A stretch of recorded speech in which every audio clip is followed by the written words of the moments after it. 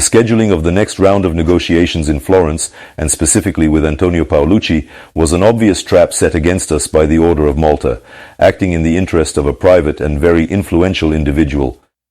Firstly, Antonio Paolucci was somewhat akin to the godfather of the Artcartel. Antonio Paolucci is the main shadow figure who influenced the entire global market of fine art from Italian art schools at the end of the 20th and the beginning of the 21st centuries. Since Italy had been the center and driving force of artistic craftsmanship for several centuries, this influence was enormous. Secondly, Antonio Paolucci had clear personal motives to harm my discoveries in portrait.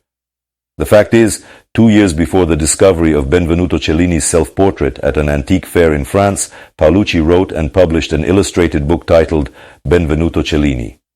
From a scientific point of view, this book is poor and contains no new information about Cellini, but the most important thing, Paolucci was unfamiliar with the subject he wrote about in his book.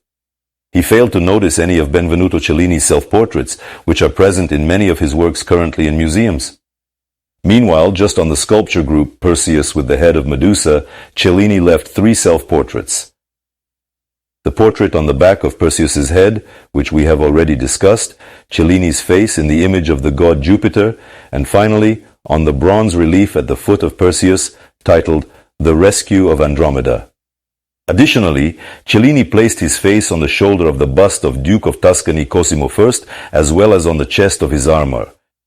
Cellini also depicted himself in the image of Oceanus on the famous Saliera of King Francis. And the most important thing, in the Royal Library of Turin, there is a drawing made by Benvenuto Cellini himself. Here are its front and back sides. The authorship of this drawing has never been disputed, but Paolucci did not realize that the face depicted here by Benvenuto Cellini was his own. Today, thanks to my discoveries, this drawing is listed in the library catalogues as Self-Portrait of Benvenuto Cellini.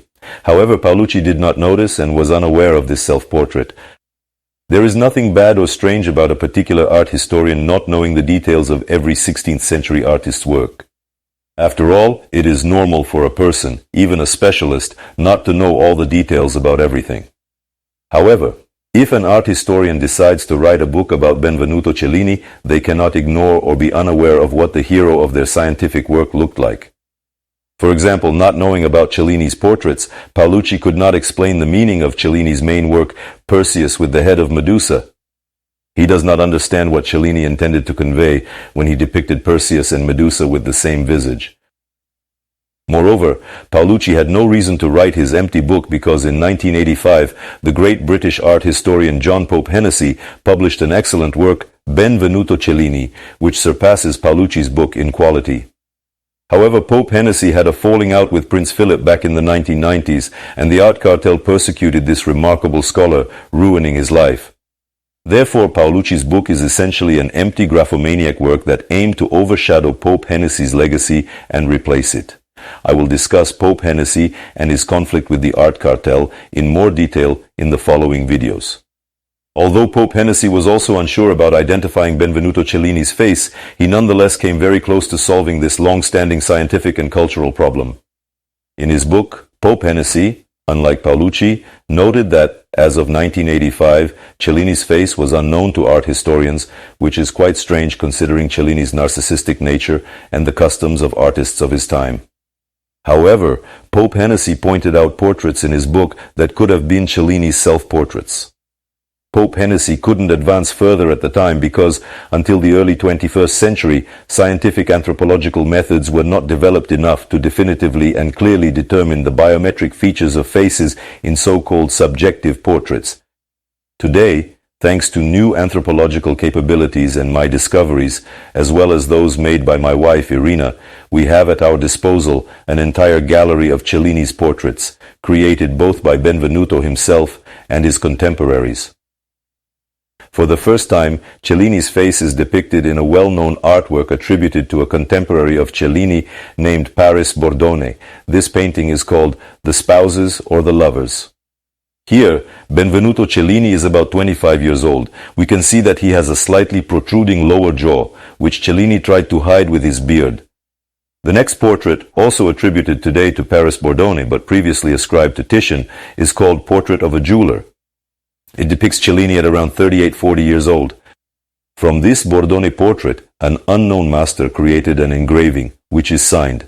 This 18th century engraving, with the signature indicating it depicts Benvenuto Cellini, serves today as the primary portrait of Cellini, which everyone references. However, my colleagues did not know, and many still do not know, the origin of this engraving. Note that Cellini's faces, as depicted by other artists such as Vasari or Paris Bordone, often do not resemble Cellini's self-portraits. The faces of Cellini in different portraits vary so much that they are hard to recognize, and yet they can still be identified. Differences in appearance in portraits of the same person by different artists are the norm. This phenomenon is inherent in portrait art, and this is taught in the very first lessons in art school. All portraits of the same person made by different artists will always differ. Therefore, portraits most vividly express each artist's individual style. Thus, Cellini's self-portraits are immediately noticeable due to his distinctive style. In his self-portraits, Cellini always tried to embellish himself, just as we do with our selfies today, striving to show our best side. Cellini always enhanced his image in the same way. In all his self-portraits, he has a heroic, frowning look, a thin nose, and high cheekbones. He skillfully hides his protruding jaw with a beard, but this flaw can still be seen in his images.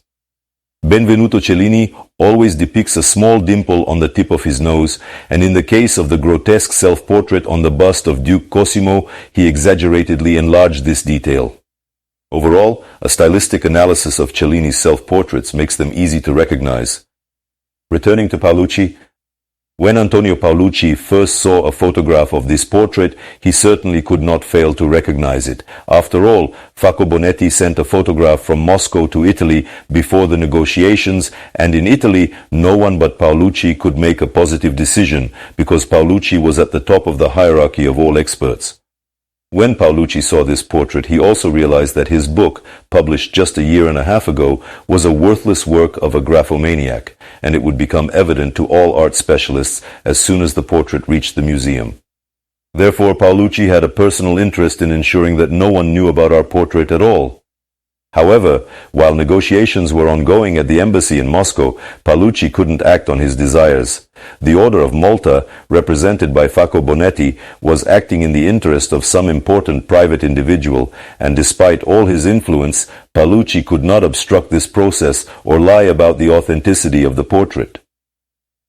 But as soon as the negotiations in Moscow reached a deadlock and failed, Facco Bonetti handed the matter over to Paolucci, and now the godfather of the Artcartel had much more freedom of action. Understanding all these points, our view on the subject of the upcoming negotiations in Florence differed from Paolucci's perspective. For Paolucci, it was crucial to see the portrait and, with a high probability, arrest it for illegal transportation to Italy, to hide the portrait from public view for many years through legal battles. Another possible scenario was that we might agree to transfer the seized portrait to a private individual in exchange for dropping criminal charges against us. In that case, the portrait would be hidden from the public forever. This was Paolucci's goal, but our goal was entirely different. I saw no need to show the portrait to Paolucci. I didn't need his expertise or opinion. In my research, I rely on objective methods of analysis, material studies, iconography, iconology, historiography, anthropology, and reasoned stylistic analysis. Thus, Paolucci's opinion as an art historian was not required at all. Our objective in the negotiations was the fate of the portrait and our relationship with Italy in this context. Are the Italians willing to accept this portrait for an exhibition or not, provided that its authenticity is confirmed? In short, heading to Florence, we wanted to negotiate cooperation, and for this, the inspection of the portrait was not needed at all. Paolucci wanted us to bring the portrait to Italy under the pretext of inspection. Subscribe to my channel, dear friends, as our story enters a criminal detective phase. There's much more excitement to come.